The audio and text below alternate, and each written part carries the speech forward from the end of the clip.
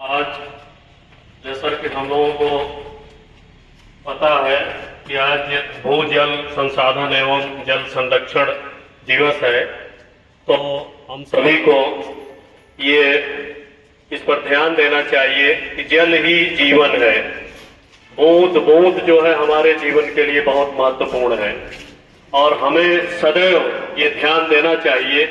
सबसे ज्यादा जो जल का क्षरण हो रहा है इस समय हम लोग देखते हैं कि अगर किसी को एक गिलास पानी चाहिए या एक बोतल पानी चाहिए तो वह समरसेबुल तुरंत ऑन करता है और उससे पता नहीं कितने जल जो है, कितनी बाल्टी जल, कितने लीटर जल, वह सब एकदम वेस्ट हो जाता है। तो इसलिए इस पर बहुत ध्यान दें, क्योंकि हम लोगों के बचपन से मैं देखता था कि तो तालाब भरे रहते थे। हमारी लापरवाही कहीं न कहीं है। इसी लापरवाही के नाते आज देखिए तो पेड़, आम के पेड़ कहीं सूखे आपको मिलेंगे।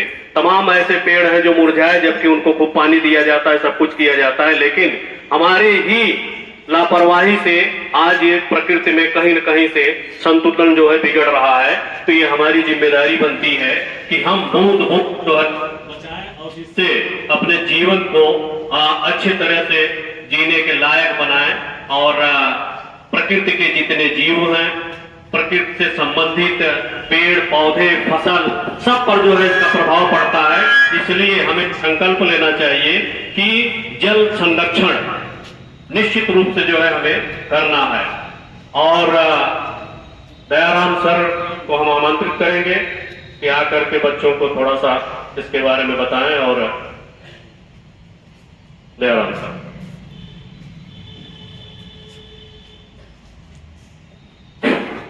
धन्यवाद सर। प्रधानाचार्य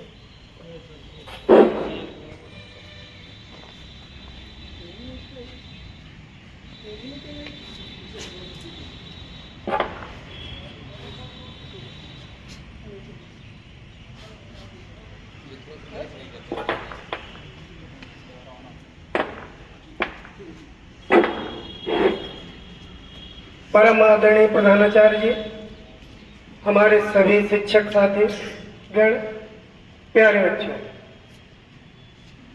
देखा जाए तो जो प्राकृतिक संसाधन है, इन प्राकृतिक संसाधनों से ही हमारा जीवन है। और जिसमें जो आज कार्यशाला हो रही है, जल ही जीवन है लिखा हुआ है। जल के बिना कुछ भी संभव नहीं है।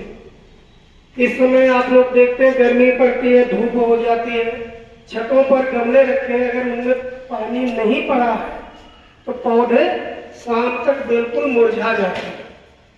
आपको पानी नहीं मिले तो आपका भी मुंह सूख जाएगा, एकदम ऐसी स्थिति आ जाएगी बेचैनी जैसी। तो जल ही जीवन है। इसका संरक्षण कैसे करें जिससे हम अपनी आने वाली पीढ़ी को भी जल उपलब्ध करा सके। देखिए, जल 2-3 प्रकार का होता है। जैसे इसमें दिया है जल और भूजल। जो हम लोग खाने के लिए, पीने के लिए, नहाने धोने के लिए जल को यूज करते हैं वो भूजल है, जिसको हम भूमिगत जल भी कहते हैं। और ये देखने में मिलता है कि जो पहले नल थे 40-45 फीट पर लगे हुए थे, जब हम यहाँ आए थे तो बेवर में 40-45 फीट पर वो अच्छा पानी देते थे खूब। और आज जितने घरों में लगे हुए हैं, बेवर की बात कर रहा हूँ, कि उनमें पानी ना के बराबर है, चल ही नहीं रहे। सबने अपने नल उखड़वा करके घरों के बाहर या घरों में समर लगवा रखी है। और जैसा कि हम बताते भी हैं, पढ़ाते भी हैं, उस समय भी अभी 10th में मैंने पढ़ाया है। तो क्या है कि जब हम जल का दुरुपयोग करते हैं तो वो सब व्यर्थ में बैठकर चला जाता है। बेवर में देख लीजिए, सबसे मशहूर नाला है। हम लोग नहाते हैं, समर चला दी, 1 बाल्टी की जरूरत है, 2 बाल्टी की जरूरत है। लेकिन जब तक नहा रहे तब तक समर चल रही है। पानी वेस्ट होकर नाले में जा रहा, फिर नदी तक जा रहा। तो ये स्थिति बनी हुई है। इससे क्या है, हम जल की बर्बादी कर रहे हैं। ये जो पीने लायक जल है, जो हमारे यूज के लिए जल है, ये बहुत सीमित मात्रा में है, ये ध्यान रखें। अगर हम इसका दिन रात अपव्यय करेंगे, बेफिजूल खर्च करेंगे इसका, तो इससे समझ लीजिए हमें और हमारी पीढ़ी को भुगतना पड़ेगा। पीने के लिए जल नहीं मिलेगा। आप दक्षिण अफ्रीका जोहान्सबर्ग देख लीजिए, लोग अपने मकानों को, घरों को छोड़ करके दूसरी जगह चले गए। ये स्थिति बनी हुई है और यही स्थिति हमारे भारत के भी कई शहरों में हो जाएगी 10-12 सालों में। तो इससे हमें सावधान रहना है, हमें जल का संरक्षण करना है। जल है तो हमारा जीवन है। इसी साथ मैं अपने बात को ध्यान देता हूँ। जय हिंद। धन्यवाद सर। आप लोगों को दयाराम सर ने बताया कि कैसे जल को बचाना चाहिए, कैसे उसे शुद्ध करना चाहिए। तो अब इस कड़ी में हम श्री मनोज यादव जी को आमंत्रित करेंगे कि आए बच्चों को आशीर्वाद स्वरूप कुछ बताएं। बहुत बहुत धन्यवाद सर। परमादरणीय प्रधानाचार्य महोदय, मेरे समस्त शिक्षक साथी, शिक्षिका बहनें, शिक्षकेतर कर्मचारी और प्यारे विद्यार्थियों, आज प्रार्थना के इस प्रार्थना स्थल पर आप सब लोगों को यहाँ रोककर कुछ ज्ञानवर्धक बातें एक सेमिनार के रूप में दी जा रही हैं। इनको न केवल सुनकर ज्ञानवर्धन करना है, बल्कि इनको अमल में भी लाना है। अपने अड़ोस पड़ोस, गांव देहात, अपने घर परिवार, रिश्तेदार, नातेदार, सब जगह इन सूचनाओं को धीमे धीमे प्रसारित करें ताकि जल संरक्षण हो सके। आपको इसकी पृष्ठभूमि बताते हैं कि पृथ्वी पर जल तो वैसे बहुत है, 2/3 हिस्सा जल से ही भरा पड़ा है, लेकिन आपके पीने के लिए जो पानी की मात्रा है वो बहुत सीमित है। मात्र 3% जल ही मनुष्य के उपयोग करने लायक है, जिसमें से 2.5% जल हिमखंडों के रूप में जमा हुआ है। और शुद्ध पेयजल की अगर बात करें तो हम 0.3% जल को ही अपने पेयजल के रूप में देखते हैं। अब पिछले 70 वर्षों की जो जनगणनाओं का आंकड़ा रहा, उसमें ये और आंकड़ा निकल के आया कि इस दौरान जनसंख्या 3 गुनी हो गई और खपत जल की 6 गुनी हो गई। ये रिसर्च पेपर का डाटा है। जनगणना 3 गुनी और खपत 6 गुनी, मतलब पहले एक आदमी था 1 लीटर खत्म करता था, अब आदमी हो गए 3 और प्रत्येक आदमी 6 लीटर खत्म कर रहा है। जो काम 1 लीटर में होता था वो 18 लीटर में हो पा रहा है। 18 गुना जल की खपत हो चुकी है।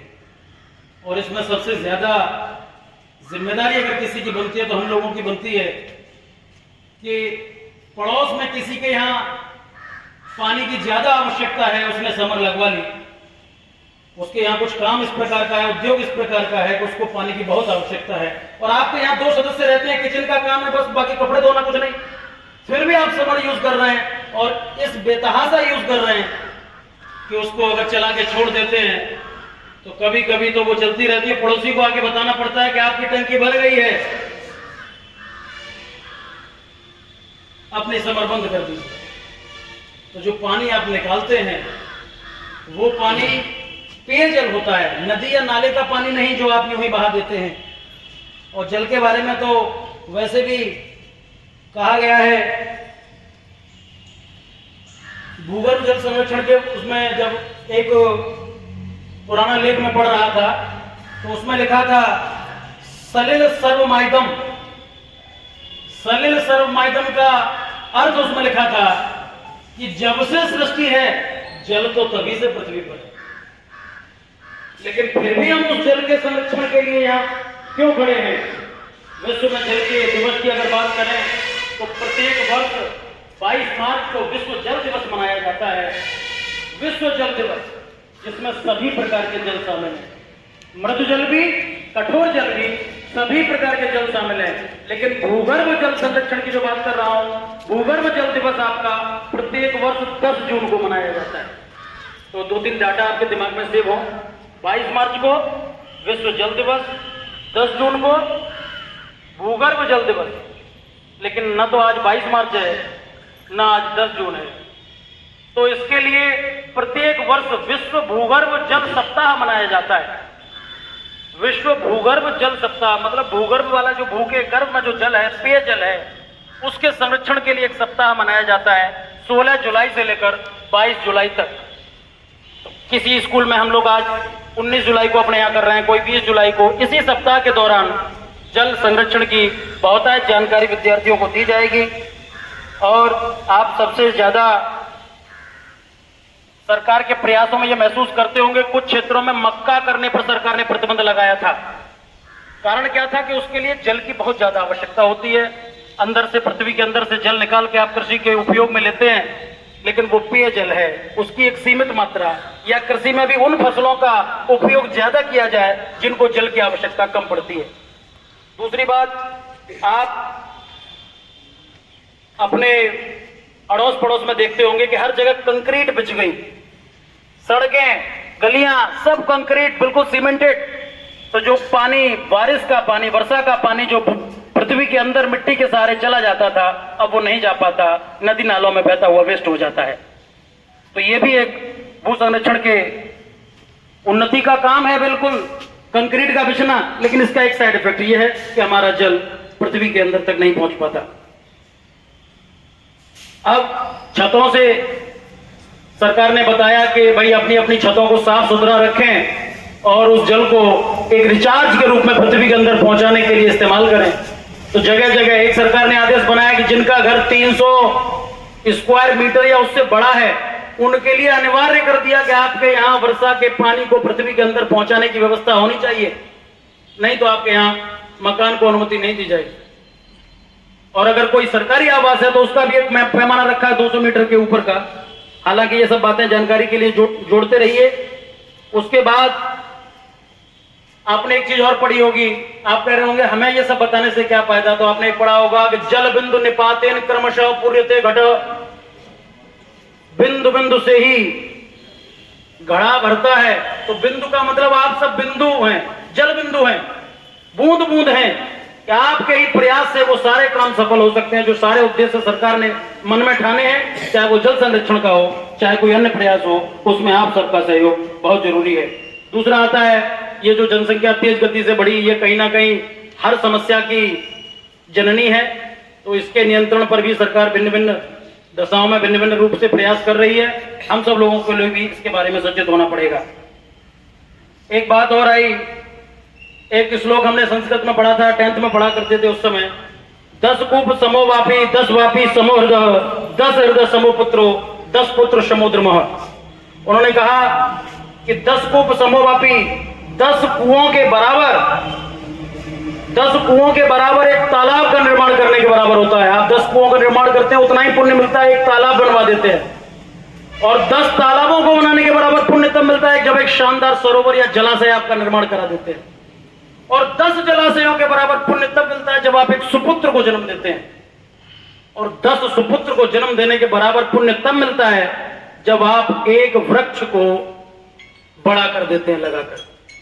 तो समझिए कितना वृक्ष, जल, ये सब आपस में जुड़े हुए हैं। तो वृक्षारोपण निश्चित रूप से जल संरक्षण में महत्वपूर्ण भूमिका निभाता है। तो वृक्षारोपण भी आपको निश्चित रूप से करना ही चाहिए। एक अभी नीति आयोग की रिपोर्ट थी, उसमें बताया गया कि भारत में 70% जल संसाधन प्रदूषित हैं। समझिए, मैं अपने भारत देश की बात कर रहा हूं जो विश्व में सबसे बड़ा जल स्रोत का केंद्र है। वहां की हालत यह है कि 70% जल संसाधन हमारे प्रदूषित हैं और इसको प्रदूषित किया है हम सब ने। एक सेमिनार 2011 में जल संशोधन पर ही चल रही थी, जल संरक्षण पर। तो उसमें एक चेन्नई से एक साइंटिस्ट लेवल के प्रोफेसर आए थे।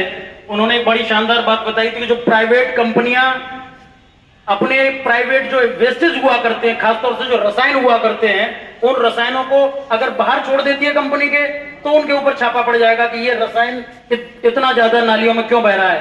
तो उससे बचने के लिए, सरकार के खामियाजे से बचने के लिए, टैक्स से बचने के लिए वो लोग अपनी कंपनी के अंदर एक बोरिंग करा देते हैं और उस वेस्टेज को 2-3 कुंटल जो वेस्टेज है उसको कंपेल करके जबरदस्ती पृथ्वी के अंदर भेज देते हैं।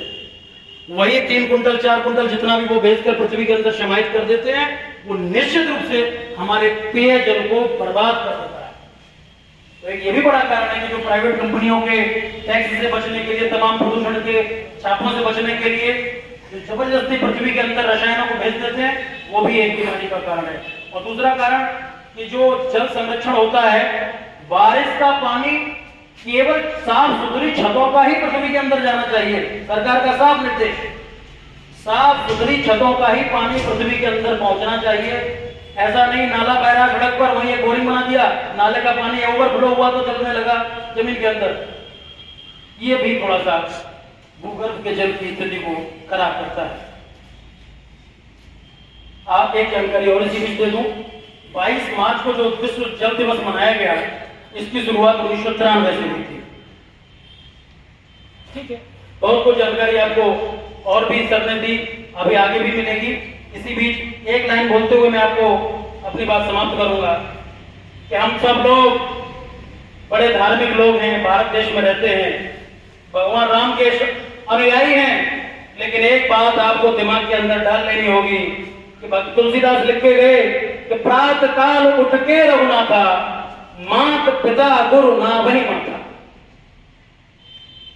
मतलब भगवान राम से ये शिक्षा जरूर ले लीजिए कि इन 3 लोगों के सम्मान में कभी चूक ना आ जाए। मात पिता गुरु ना वही माता। माता पिता और गुरु का सम्मान करने में आपकी तरफ से कोई कमी न रह जाए, और यदि आप ऐसा करते हैं तो निश्चित रूप से आपको इसके फल, उसके परिणाम कितने शानदार मिलेंगे इसका अंदाजा लगाना मुश्किल है। आज के इस कार्यक्रम में इतनी ही बात बोलकर अपनी बात समाप्त करता हूं। जय हिंद, जय भारत। धन्यवाद मनोज जी, आपको बहुत विस्तार सारी चीजें बताया, अध्यात्म से भी जोड़ करके और हमारे जो व्यवहारिक दृष्टि से भी जो उपयोगी है उसको भी बताया। तो हम आप इस पर अमल करेंगे। नहीं, आज के 20-25 साल पहले ही हमें याद है कि जब हम लोग मेला देखने गांव में जाते थे तो तालाब के किनारे जो है मेला लगता था, मंदिर होता था, और जो वहां दुकानें जाती थी वो उसी सरोवर का पानी लेकर के, कोई टिक्की खा रहा है, कोई छोला खा रहा है तो वही पानी पी लेता था और जरा सा भी किसी को कोई दिक्कत नहीं होती थी। आज हम अंदर से पानी ले रहे हैं, उसके बाद भी प्योरीफायर लगाए हुए हैं, कहीं आरओ लगा हुआ है, इन सब से पानी लेते हैं। तो हम ऐसी स्थिति करें कि ताकि ये सब स्थितियां न बन पाए, कम से कम हमारे नाते जितना हम उसको कंट्रोल कर पाए। अब अगली कड़ी में श्री संदीप वर्मा जी बच्चों को कुछ ज्ञानवर्धक कीजिए। धन्यवाद सर। बच्चों, क्लासेस आप सभी लोग बेतरतीब खड़े हुए हैं, तो उसी क्रम में सबसे पहले तो पीछे वाले जितने भी बच्चे हैं एक लाइन नहीं बना लें और सावधान वाली पोजीशन में आए। क्लासेस विश्राम, सावधान। और बैग जो बच्चे लटकाए हुए हैं पीछे वो नीचे रख लो, ठीक है? 5-10 मिनट अभी लग जाएंगे यहाँ पर।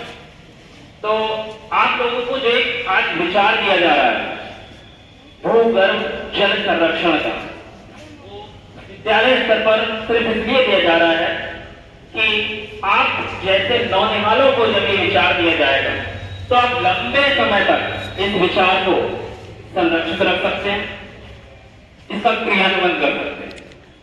और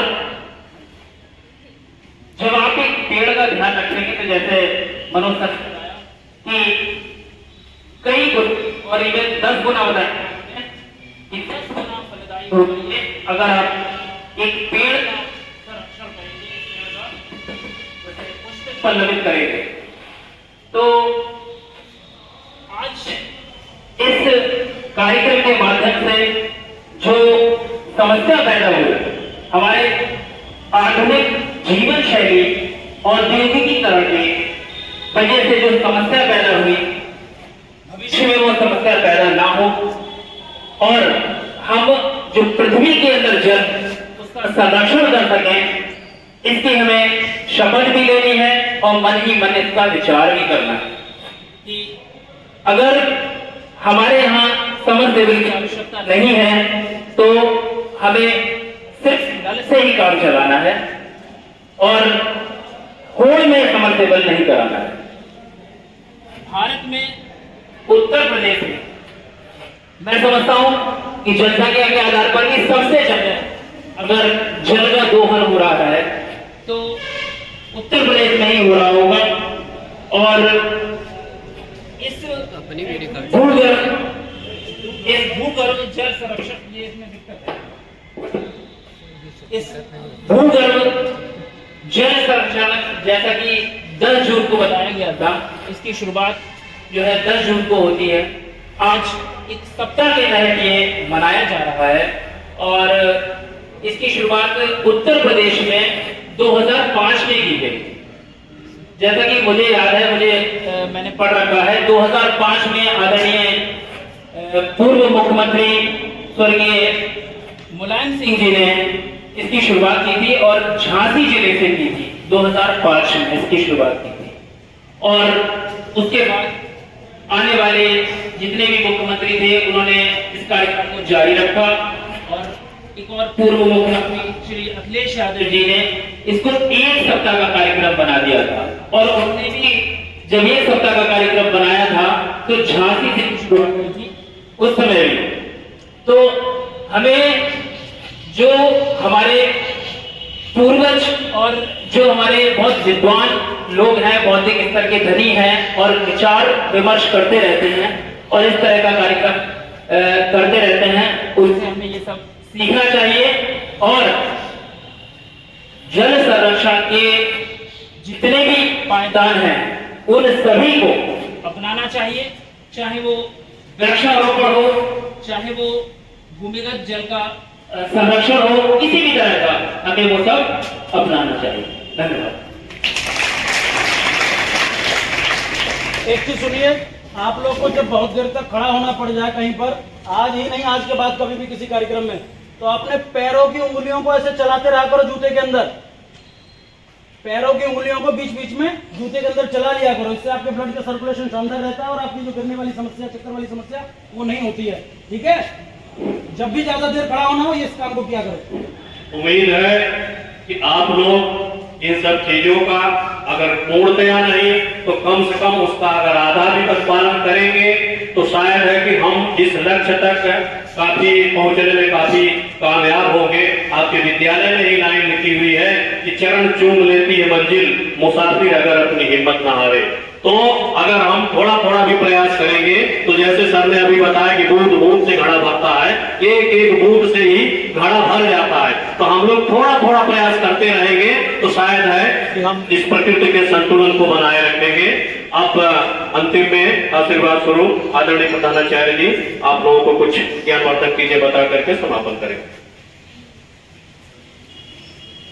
हमारे विद्यालय परिवार के समस्त साथियों, प्यारे बच्चों, आज इस सेमिनार के माध्यम से आपको आगाह भी करना है और प्रेरित भी करना है।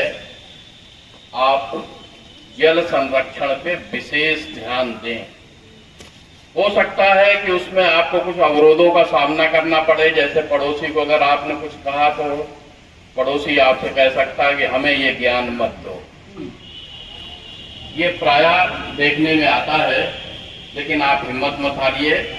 आप उचित संबोधन के साथ पुनः उनको रिमाइंडर दीजिए कि भाई ये भूगर्भ जल जो है कितना आवश्यक है। देखिए, मैं थोड़ा सा इसके इंक्रोचमेंट के पश्चात आई परिस्थितियों पर फोकस कर रहा हूं। हमारे प्रदेश में ही एक पूरा डिवीजन है, बांदा, हमीरपुर, झांसी, और वो पूरा बेल्ट आगरा जनपद में लास्ट अकोला तक चला आता है, जहां 1-1 किलोमीटर से लोग भूगर्भ जल के लिए अपने सर पे रख के लेके आते हैं। आज ये स्थिति हमारे प्रदेश में, खुद के प्रदेश में है। इसके पश्चात अभी आपने देखा कि करीब 20-22 दिन दिल्ली त्राय पीने के पानी के लिए कर गई, जो हमारे देश की राजधानी है। वहां ये हालात पैदा हो गए कि आदमी परेशान हो गया। और आप लोग जानते होंगे, जिनके निकट संबंधी दिल्ली से जुड़े होंगे, कि वहां मीटर सिस्टम है। अपने देश में ही ये सब समस्याएं शुरू हो चुकी हैं। इनसे हमें सबक लेना है, सबक लेते हुए आगे बढ़ना है। हमारे देश के ही एक प्रांत, जहां बारिश के नाम पे तो बहुत ज्यादा बारिश होती है, लेकिन भूगर्भ जल के नाते वो प्रांत नंबर 1 पे हिंदुस्तान में है, वो है कर्नाटका।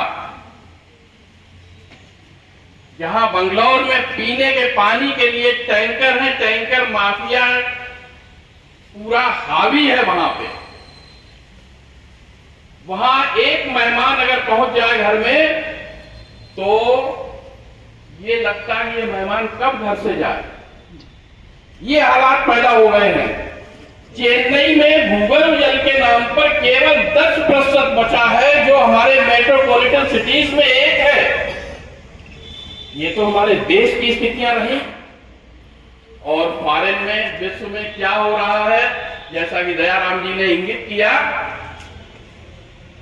जोहान्सबर्ग की स्थिति यह है कि केवल 15 लीटर वहां की सरकार ठोस लगा के, लाइन लगा के केवल 15 लीटर पानी उपलब्ध करा रही है। और अगर किसी ने कुछ गड़बड़ की तो उससे देशद्रोह तक का मुकदमा कायम करने की स्थिति बन गई है।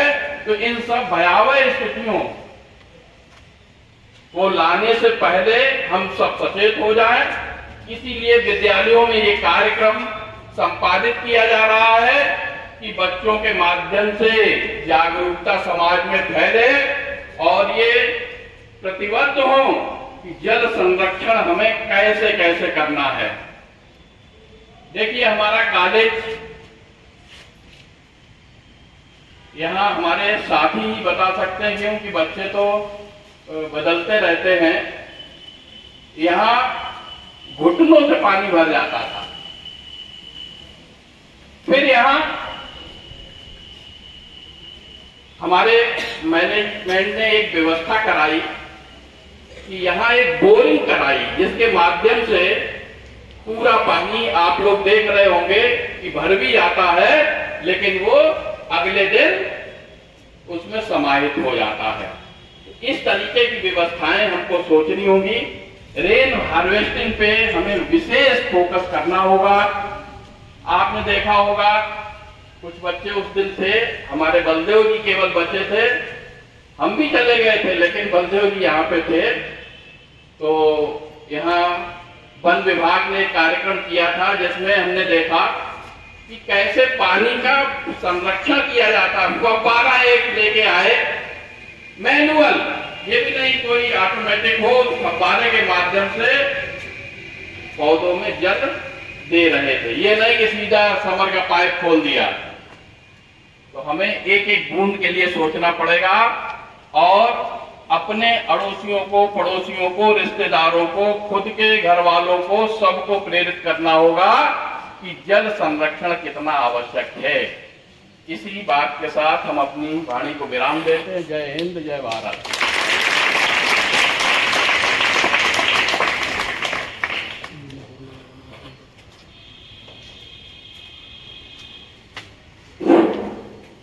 सभी छात्र आज मौके पर मौजूद हैं, क्योंकि अक्सर प्रथम वादन समाप्त होने के बाद भी अधिकांश छात्र आया करते हैं। मैं अभी बता रहा था कि लंबी देर खड़ा होना पड़ जाए तो पैर की उंगलियां चलाते रहिए। क्लासेस विश्राम।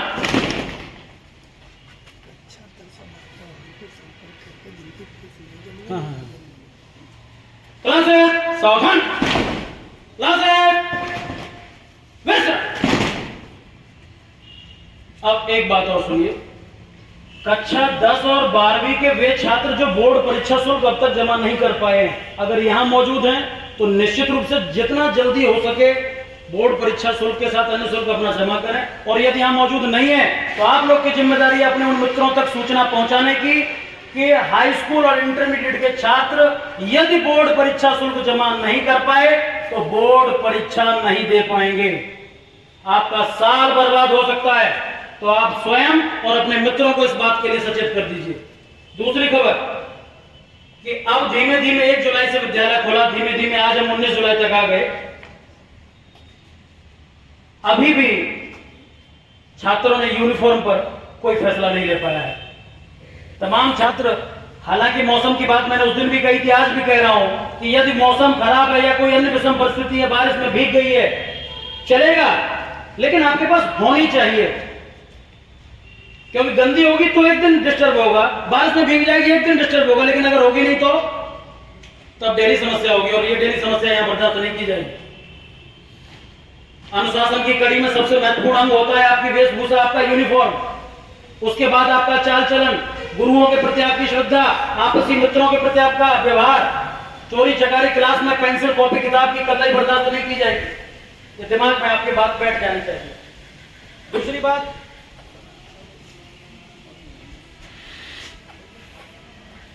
क्लास सावधान, क्लास। अब एक काम और सुनिए, यहां से ऐसे जब भी विसर्जन के लिए बोला जाता है पहले दाहिने घूमा करो, एक बार दाहिने घूमा करो तब कहीं जाया करो। जैसे मैं अगर अपने लिए आदेश देता हूं विसर्जन, तो मुझे क्या करना होगा, पहले दाहिने घूमूंगा, फिर अपने जहां भी जाना होगा, इधर उधर जिस कमरे में जाना है आप जा सकते हैं, ठीक है। पहले दाहिने का मतलब इस दिशा में घूमेंगे, ठीक है। क्लासेस विश्राम। अरे क्या हो रहा है, क्लासेस विश्राम। अभी आवाज नहीं आ रही, क्लासेस सावधान। मैं छोड़ूंगा ही, 1 घंटा और रोकूंगा, मत बजाओ। क्लासेस विश्राम, क्लासेस सावधान, विसर्जन।